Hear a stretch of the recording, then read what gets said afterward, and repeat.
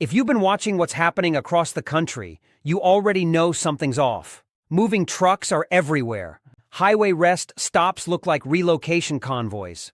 Over 8.2 million Americans packed up and switched states last year alone, the highest migration spike since the 2008 recession. People aren't just moving for fun, they're escaping. Escaping high taxes, bad governance, dying job markets, and crumbling infrastructure. States that once bragged about population growth are now quietly bleeding residents faster than they can replace them. And here's the thing. These aren't random moves. The pattern is clear. From 2020 to 2025, the top 10 outbound states lost a combined 2.3 million long-term residents, while the top inbound states gained nearly double that. Families, professionals, even retirees are pulling up roots because life's getting harder where they are, less affordable, less safe, and less hopeful. You can't blame them when property taxes in some states eat 2.5% of your home's value every year, or when rents rise 40% in 5 years while wages stay flat. So today, we're counting down the top 10 collapsing states everyone is leaving in 2026. The places that are losing people, money, and momentum faster than the headlines admit. We're not just talking about who's leaving, but why they're leaving and where they're going next. You might want to pay attention, because your state might be next. 10. Rhode Island. Rhode Island might be the small state you never expected to see on a list like this, but its collapse is subtle and creeping. On paper, Rhode Island posts modest population growth here and there, but the long-run trend is eroding from the inside. In recent net domestic migration reports, it's fine, or barely positive. But that masks a hemorrhage of younger, productive-age adults in search of greener pastures. According to the 2023 state-to-state migration flows, many of those leaving aren't going to the next state over, Connecticut, Massachusetts, but streaming towards southeastern states and the Sun Belt. What many don't notice is Rhode Island's aging demographics. The median age is now above 40.5, and the dependency ratio, number of non-working age per working age, is rising faster than almost any state in New England. Combine that with sluggish job creation in high-growth industries, tech, biotech, advanced manufacturing, and you see that many graduates and mid-career folks are migrating out. Then there's the tax burden. Property taxes are high, and when wages stagnate, the cost-to-income ratio becomes unbearable. In some counties, housing appreciation over the last decade dwarfed wage growth by 60–80%. People end up spending 30–35% of household income just on shelter and property levies. Also, because Rhode Island is small and dense, infrastructure and public services get strained. Traffic, crumbling roads, and school maintenance costs are hot. Political fights, pushing people to act. Where are Rhode Islanders going? Florida, North Carolina, South Carolina, and sometimes even as far as Tennessee or Georgia? The irony is, Rhode Island's charm and coastal access helped lure folks for decades, but now those same constraints, limited land, high maintenance, are driving them away. 9. Pennsylvania. Pennsylvania is the mid-Atlantic in slow-motion scenario. Outward migration isn't explosive, but it's consistent, and enough that long-time residents are quietly quitting. Over the past decade, Pennsylvania has seen moderate net domestic outflows, especially from the western and northern parts. Think rural Pennsylvania, the old coal and steel belt. Census data show that while Philly and Pittsburgh still attract some, many people are leaving smaller towns for states promising lower taxes and job growth. Here's a lesser-known fact. In several former steel and coal county seats, the workforce participation rate is now below national average by 8–10 points, and youth under 35 are disproportionately underemployed. Energy transition away from coal and gas has gutted local economies faster than state-level policies have been able to compensate. Beyond economics, the geography works against Pennsylvania. Winters are brutal in the interior, and public health metrics in many rural counties lag. Higher rates of diabetes, opioid overdose mortality, and limited access to advanced health care. That drives a brain and body drain. Healthier, mobile people leave, while the remaining baseline burden of infrastructure and medical services costs the state more per capita. Property taxes, notoriously high in southwestern and northeastern school districts, push many homeowners to reconsider staying. On top of that, some retiree snowbirds who once stayed in Pennsylvania during their working years are leaving permanently for the Sun Belt. Outbound trends show migration toward Florida, North Carolina, and Texas. Meanwhile, in areas near Philadelphia and Harrisburg, some inbound migration from New York and New Jersey still occurs, but those inflows partially mask the deeper exodus from the rest of the state. 8. Michigan is a textbook case of lost momentum. Once hailed as the comeback state, Detroit rebirth, auto industry revival, the hype is fading, and long-term residents are quietly moving on. From 2020 to 2024, Michigan's population growth was among the slowest in the nation, with net domestic migration often negative or marginal. What you don't hear much about is the double squeeze.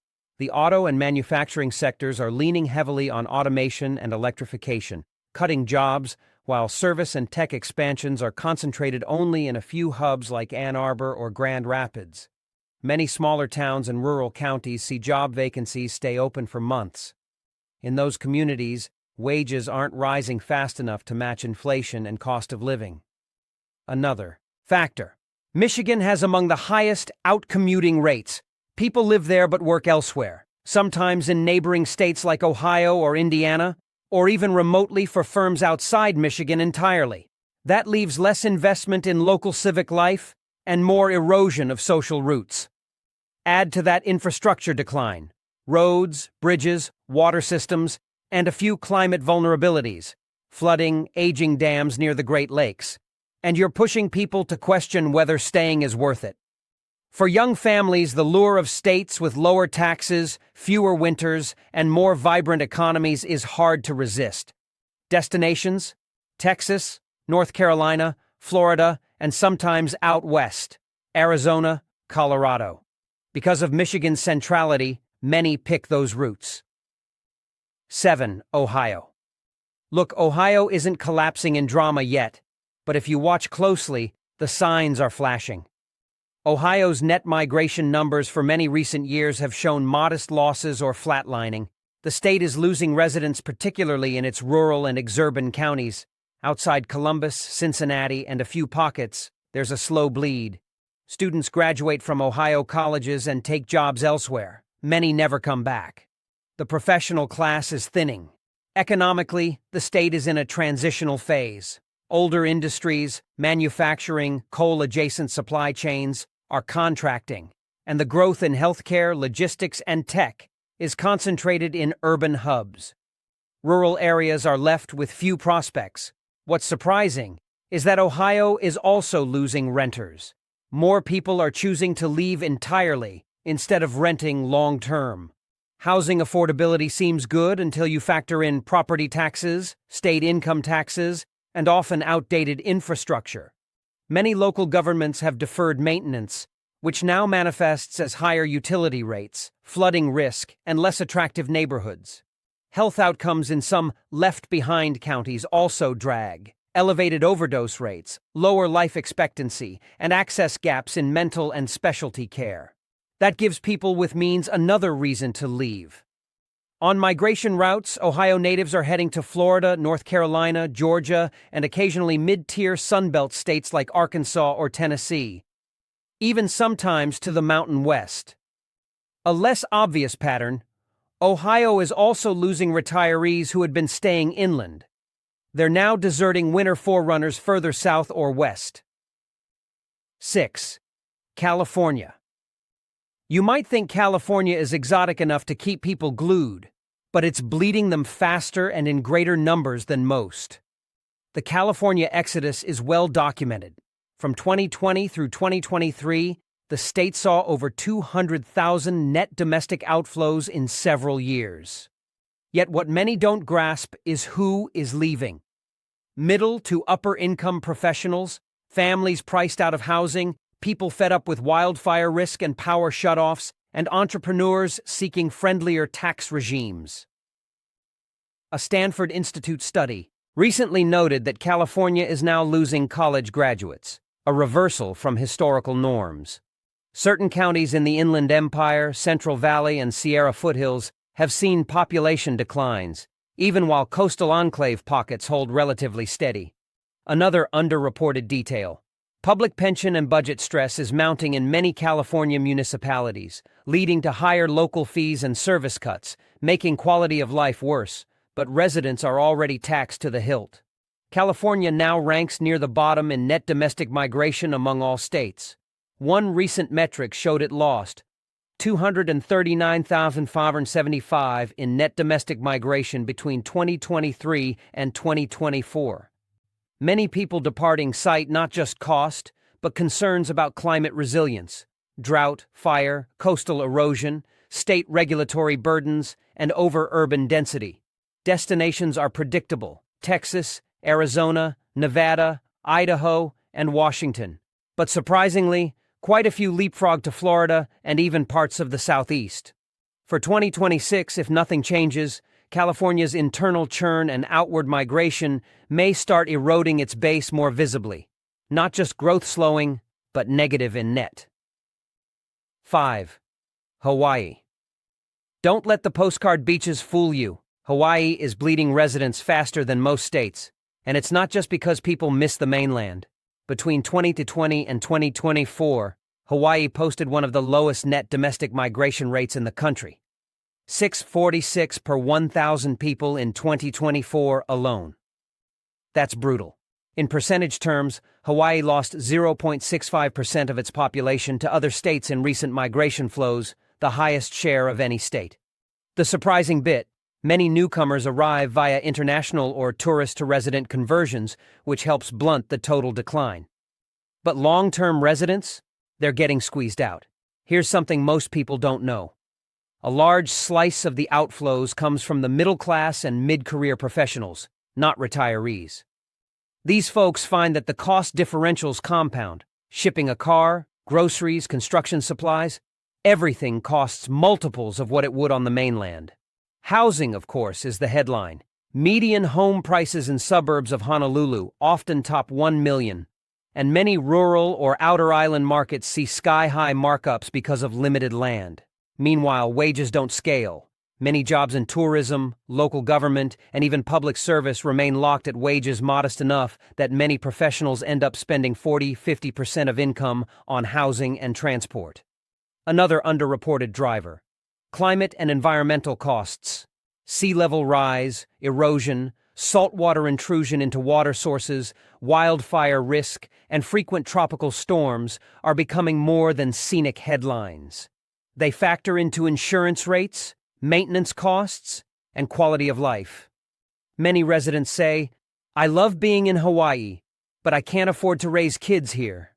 So when they leave, they often go to California, Utah, or Oregon, sometimes even Colorado. These are places that promise that same Pacific vibe without the daily financial pressure. 4. Alaska. Alaska pays you to stay, in a sense, with oil revenue dividend checks and unique tax perks, yet it's still on this list. That should tell you how deep the structural issues go. Over recent decades, Alaska has repeatedly seen more people depart than arrive, especially in its more remote boroughs. While the state occasionally posts small net gains overall, that's thanks to concentrated growth in a handful of areas. Most of rural Alaska is trending down.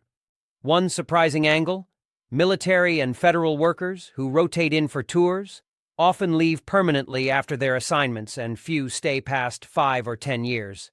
That's a data point many miss. Base-driven influxes often mask a much weaker retention trend. Combine that with the high cost of goods. Everything has to be shipped in. Extreme winter costs, heating, transport, isolation, and limited healthcare in many regions, and you have a harsh calculus for many families. Another lesser-known fact: wildfire smoke events, permafrost melt, and changing ecological zones are pressuring rural communities. In some villages, the permafrost shift is damaging infrastructure, roads, houses, forcing people to relocate internally or permanently. Add to that the decline in oil jobs and resource volatility. State revenues fluctuate and local services get slashed or deferred. Where are Alaskans heading? Many head to Washington, Oregon, California, and surprisingly Colorado. People look for mountain climates without the logistical nightmares.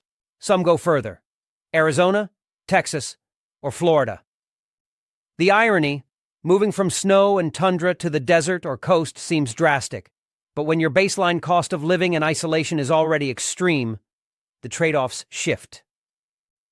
3. Louisiana. When you think Louisiana, you picture culture, jazz, bayous, but behind the postcards, there's a deep exodus underway. Over the past decade, Louisiana has been bleeding population via domestic migration, and it's becoming a state where what you see in the data is just the tip of the iceberg. According to migration estimates, Louisiana is losing tens of thousands of residents every few years, and natural decrease, deaths exceeding births, is starting to compound that. What many don't realize is how regional the collapse is. Parishes away from New Orleans or Baton Rouge, especially in the north and along industrial corridors, have lost 15–25% of their working-age population over 20 years, shrinking tax bases and hollowing out local commerce. You see closed schools, shuttered hospitals, fewer grocery stores, and less public investment. Another wrinkle: the oil and gas infrastructure that once buoyed Louisiana is under pressure, both from global energy shifts and local pipeline debates, regulatory uncertainty, and climate risk, coastal erosion, flooding, hurricanes. Private and public sector jobs in those regions have stagnated or declined. For those who remain, the sense of staying is risk creeps in. More people start to view their hometowns as launch pads rather than destinations. Health outcomes are also dragging.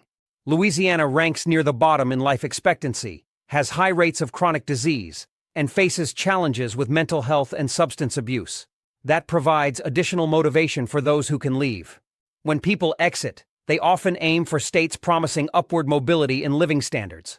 Common destinations: Texas, Tennessee, North Carolina, and even Arizona and parts of the Southeast. Because many leave as families, sometimes multiple households from one community exit over a few years, magnifying local decline. By 2026, if this trend holds, Louisiana could be one of those states where mid-tier cities become net shrinkers, not just rural parishes. The trick will be whether the state can reverse outmigration via job incentives, climate adaptation, and rebuilding those local service nodes. But as of now, Louisiana is firmly on the collapse radar. 2.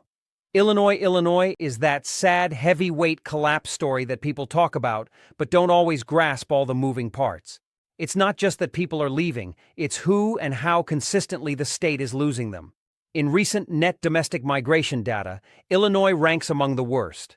In 2024 alone, it lost 56,235 people to other states. But scratch deeper, and you find whole cohorts peeling away.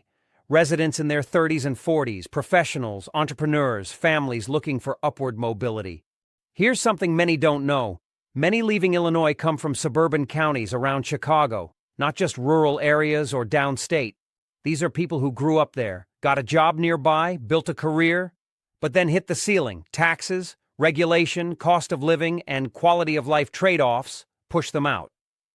Over the past decade, Cook, DuPage, and Lake counties have seen more net outflow to states like Texas, Florida, and North Carolina than inflow from less costly states. The brain drain from Illinois is no exaggeration. University grads increasingly opt for out-of-state offers rather than staying local. The economic and fiscal picture amplifies the push. Illinois carries heavy pension burdens, unfunded liabilities, and growing per capita debt, which frequently leads to higher taxes, cuts to services, and political instability. That instability corrodes confidence. Why base your future in a state where your tax rates, local services, or even school funding might shift dramatically every few election cycles? Many cite that risk as a hidden driver of their move. Also, Illinois is dealing with mid-sized cities under strain. Places like Peoria, Rockford, and Decatur are losing population, shrinking industrial bases, and offering fewer opportunities for the rising generation. So, outmigration isn't just to big states. It's from whole swaths of Illinois. Most people leaving Illinois land in Texas, Florida, Arizona, and increasingly Georgia, or even Tennessee. There's also a trickle to the Mountain West. Illinois' geographic centrality means it's roughly equidistant to many alternatives, making it easier to get out. If things don't change, by 2026, Illinois could see a compounding collapse. Fewer taxpayers, greater debt burdens per capita, and the potential for municipal decline in mid-tier metros. This is not just a state losing people, it's a state losing its future. 1. West Virginia. If there's a ground zero for America's long, slow demographic collapse, it's West Virginia. You've probably heard that it's been shrinking for years, but you might not realize just how steep, how persistent, and how multi-layered the decline really is. Over the last decade, West Virginia hasn't just lost people, it's lost entire generations. Between 2012 and 2024, the state's population fell by over 3.8%, the worst rate in the nation, but that's only part of the story. More than 45 of 55 counties are now shrinking, not stabilizing, shrinking, meaning schools close, small businesses vanish, and hospitals consolidate into regional systems that barely hang on. By mid-2025, the population sat at roughly 1.75 million, the lowest since the 1970s, and there's no sign of reversal in 2026. So what's killing West Virginia? It's a perfect storm of economic, demographic, and health decay. Coal, once the juggernaut, has collapsed as an employer, dropping from over 120,000 miners in the 1950s to under 12,000 today. Those jobs supported entire towns, grocery stores, schools, and local tax bases. When they disappeared, so did everything else. The younger workforce that might have replaced them fled, either to nearby North Carolina, South Carolina, or Tennessee, or even further, to Texas and Florida. The median age now hovers around 43.4 years, and the share of residents over 65 is surging past 22%. That means the death rate exceeds the birth rate by nearly 2 to 1, creating what demographers call a negative natural increase. Even if everyone stopped moving tomorrow, the population would still decline just because there aren't enough babies being born to replace the aging. What most outsiders don't realize is how interconnected the collapse is. As people leave, counties lose tax revenue. With less funding, they cut infrastructure projects, roads crumble, broadband expansion stalls, hospitals close. Those service cuts push more people to leave. It's a feedback loop. Add in one of the lowest labor force participation rates in the nation, around 54%, opioid-related mortality that remains among the top 3 per capita in the U.S., and rural hospital shortages so severe some counties have no maternity ward within an hour's drive. And you begin to understand why even proud locals eventually give up. In the housing market, things look deceptively cheap. Median home value around $155,000, but stagnant wages and vanishing job prospects make even that unaffordable for many. Broadband gaps and weak infrastructure deter remote workers. So the work-from-anywhere boom that saved other rural regions bypassed West Virginia entirely. Energy transition funds and federal grants have trickled in, but without long-term industrial diversification, biotech, green manufacturing, or logistics, they're just temporary lifelines. The state has tried to attract new residents with low-tax incentives and Ascend West Virginia remote work bonuses, but the numbers show it isn't moving the needle. For every newcomer, 3 leave. By 2026, demographers project West Virginia could lose another 15,000, 18,000 residents, which doesn't sound catastrophic until you realize that's roughly the entire population of a county like Mercer or Randolph evaporating in 1 year. If trends continue, the Mountain State risks becoming America's first truly post-industrial, post-population experiment. A place where the infrastructure still stands, but the people, the energy, and the future have moved on.